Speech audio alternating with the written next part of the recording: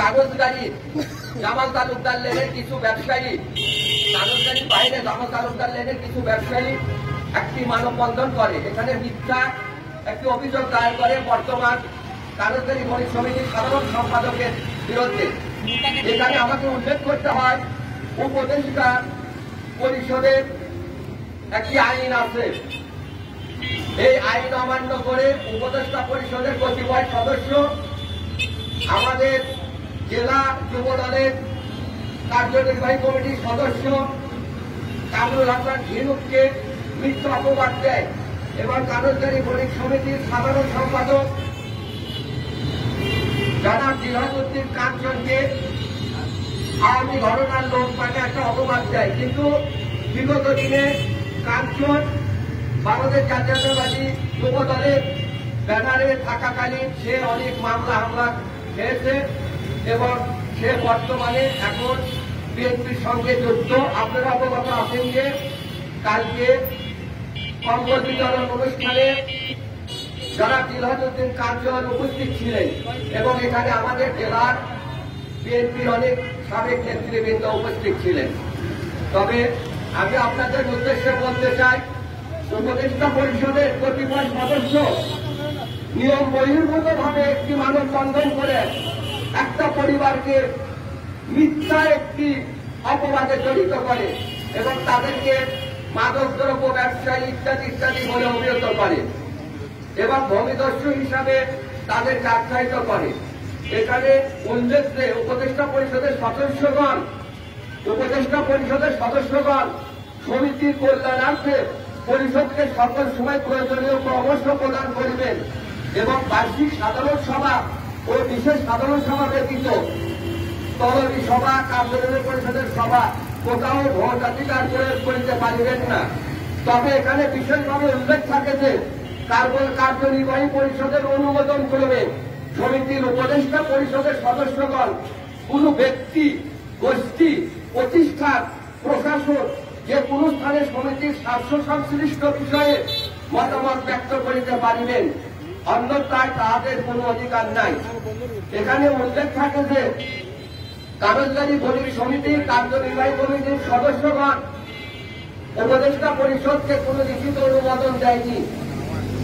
আবু একজন উপদেষ্টা, আবু কাগজগাড়ি বণিক সমিতির উপদেষ্টা মোহাম্মদ আকরাম হোসেন সোহেল, আমাকেও এই বিষয়ে জানানো হয়নি। এখানে কার্যনির্বাহী কমিটি কোন সদস্যগণ বা কোন মিটিংয়ে তাদেরকে অবগত বা আমাদেরকে অবগত করা হয়নি।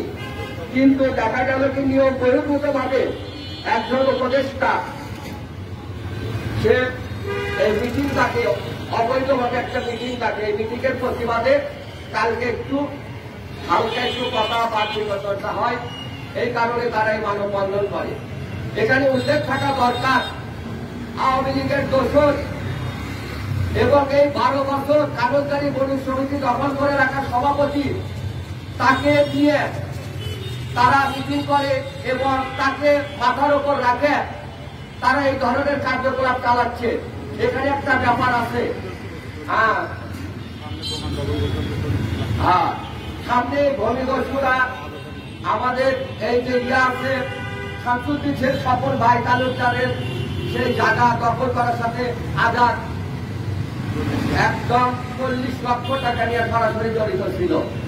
এখানে উল্লেখ থাকে যে কাগজগাড়ি বণিক সমিতির সভাপতি আওয়ামী লীগের একজন স্বেচ্ছাসেবক লীগের সদস্য, সহ সভাপতি, কিন্তু উনি এখন পর্যন্ত পদত্যাগ করেন নাই। উনি তার বাহানা করেন যে আমি কার কাছে পদত্যাগ করব। আপনারা সাংবাদিক ভাইরা অবগত আছে, জেনারেল এরশাদ যখন পদত্যাগ করে তখন কার কাছে পদত্যাগ করছিল? ভাইস প্রেসিডেন্টের কাছে। আমাদের একটা কাগজগাড়ি বণিক সমিতির কার্যনির্বাহী সদস্য আছে জনাব সেলিম, মোহাম্মদ সেলিম, সে বণিক সমিতির কার্যনির্বাহী কমিটির একজন কার্যনির্বাহী সদস্য, সহ সভাপতি। তার কাছে সে পদত্যাগপত্র পেশ করবে, কিন্তু সে পদত্যাগপত্র পেশ না করে সে অন্যভাবে এভাবে নিষ্ঠাকে ধুটু করার চেষ্টা করছে।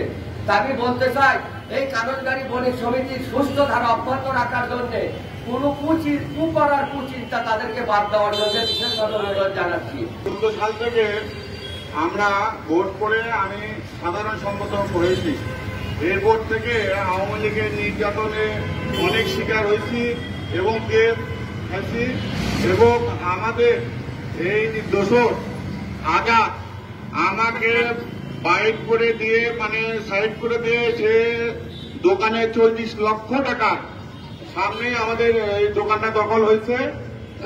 এগুলো ও হ্যান্ডেলিং করে, যে আমাকে সেক্রেটারি পদ থেকে সরে দেওয়ার জন্য কুচক্র অনেকদিন থেকে এই চক্র মহল চলতেছে। এটা আমি জানতে পাওয়ার পর আমি কথা বলতে গেলে আমার সাথে ধাক্কাধাক্কি এবং আমাকে লাঞ্ছিত অনেক কথাবার্তা বলে, যা বলার মতো না। আমাকে আরেকটা দোষ দিচ্ছে, তা আমরা ভূমি ধরছি আমাদের মামলা চলতেছে। যে মামলা কোন পক্ষ ডিগ্রি পায়নি, আমাদের বাচ্চাটা সনদে এই টাকার মামলা চলতেছে।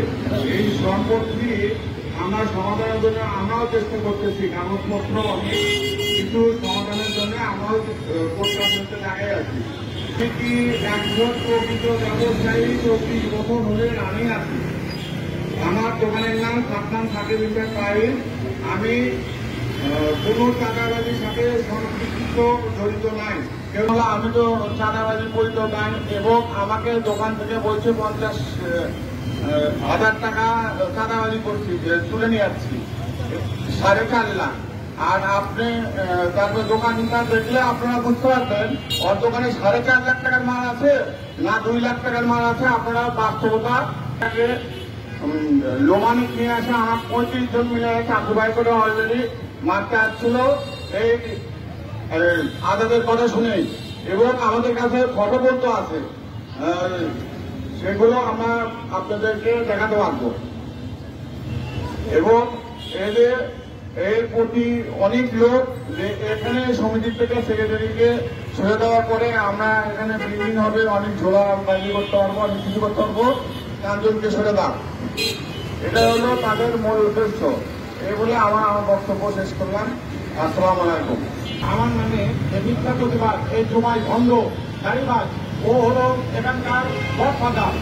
এবং জুমাই যখন আমি বলি যে ভাই এটা তো আপনি বলছেন এই মাসে বলতে হবে, প্রতি 50,000 টাকা ঝোলা দিতে হবে, তা আমি চাঁদাবাজ না ঝোলাবাজ, আমার পথকে হেয় করার জন্য এই আজাদ এবং জুমাই এই ভণ্ডামে এই এলাকার চাষ এবং আওয়ামী লীগের পালক, এরাই পালে একমাত্র আওয়ামী লীগকে।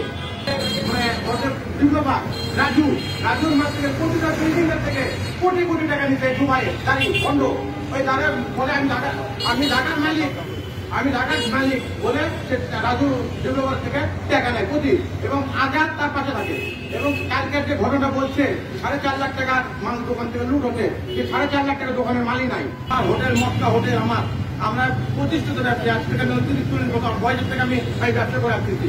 আমার ভাই কাঞ্চন সালমান সাকিব সবচেয়ে বড় এই রোডের মধ্যে সবচেয়ে বড় ব্যবসাদার। আমাদের নামে চাঁদাবাজি এবং সন্ত্রাসী কোন প্রমাণ, একটা মিথ্যা মামলা যদি আমাদের নামে দেখাতে পারে, তাহলে আমরা মনে করি ইয়ে নেবো। আমাদের নামে কোনো মামলা, কোনো চাঁদাবাজি, আমরা চাঁদাবাজি আমরা দিই, আমাদের চাঁদাবাজি নিয়ে গেছে দুবাই আজাদ, এরকম আমরা দেখাতে পারবো।